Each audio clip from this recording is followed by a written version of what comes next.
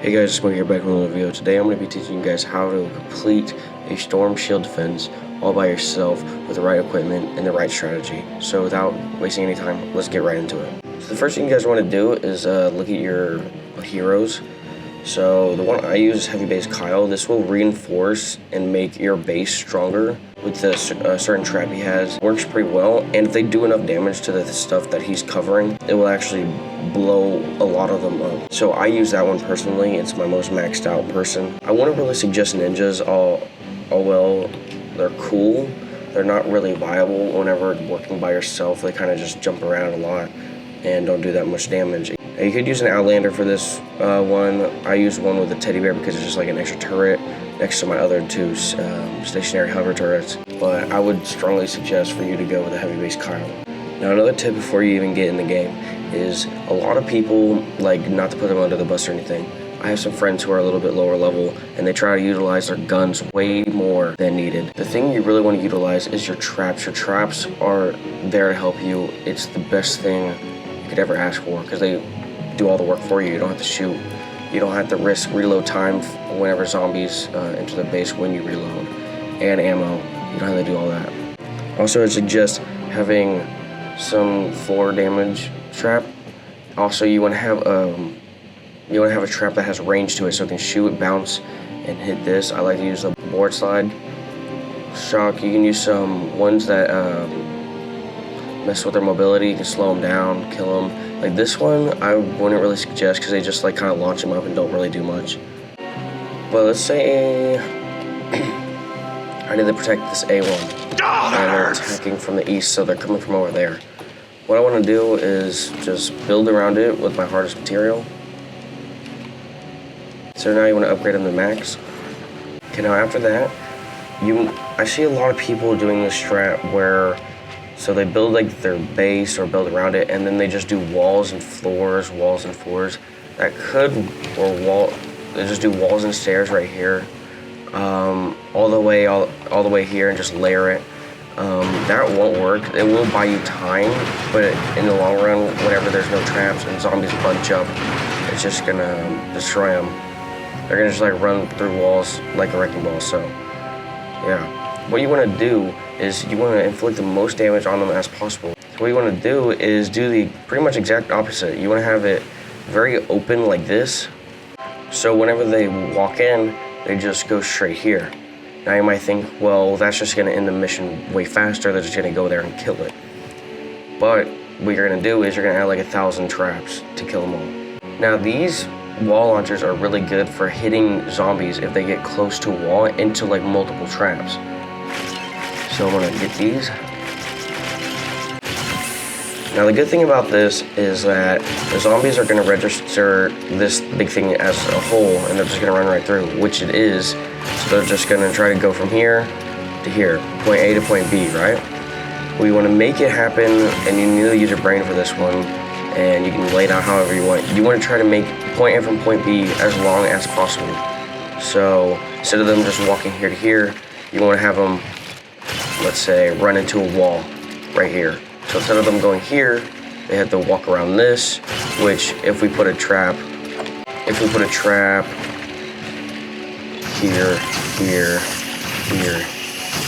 instead of them just walking through here and getting like hit by a couple traps, you want to maximize the amount of traps they hit. So when they walk in here, they get hit by this, and this.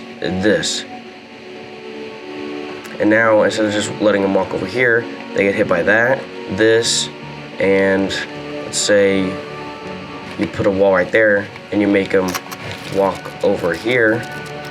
They're gonna get hit by this one, this one, this one, if you put a wall trap here. And since there's a wall right here, you can use one of these wall launchers to, so if I put a wall right here, you can use it to launch them back.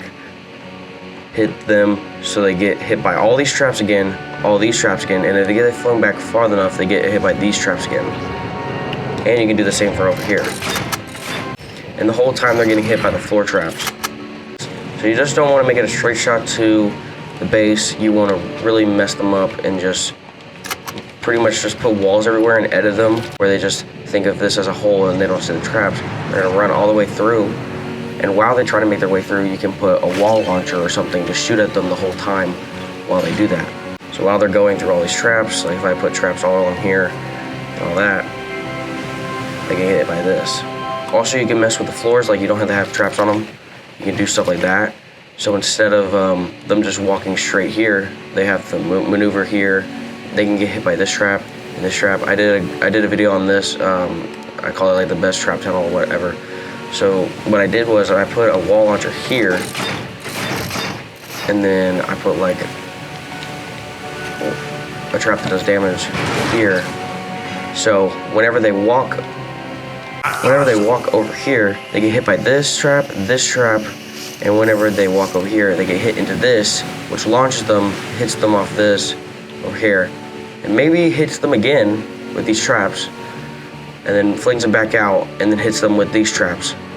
Now, if you put a wall launcher here, it can do a whole effect where they can get all the way over here, hit over here, hit over here, hit over there, and all the way out, and get hit by every trap ever. And really use your traps that shoot far.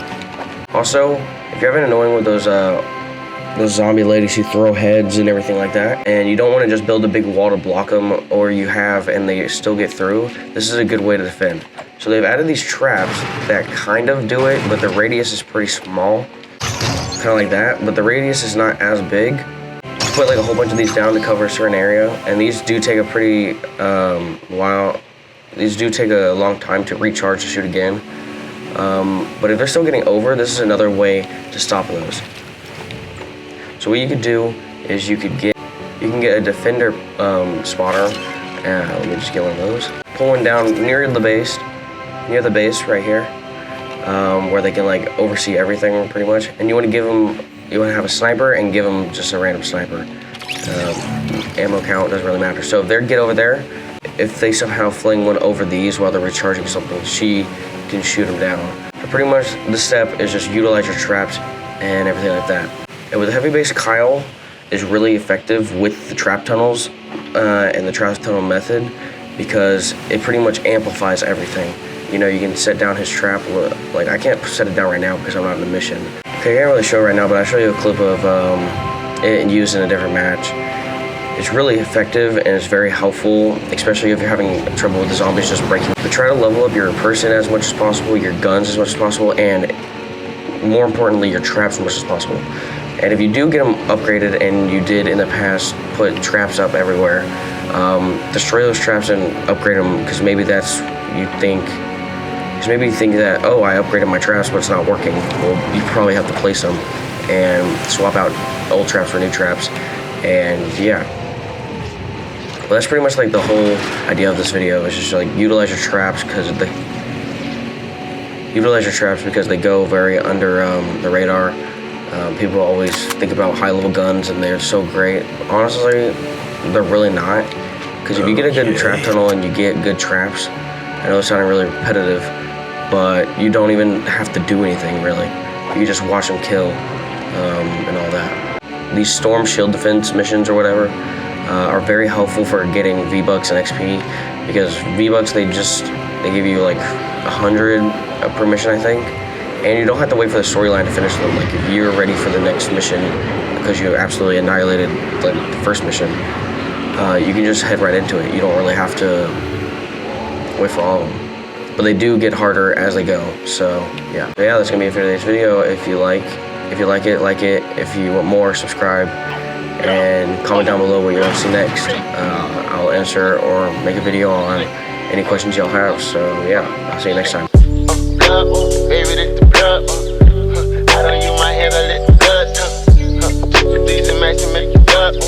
I can mix it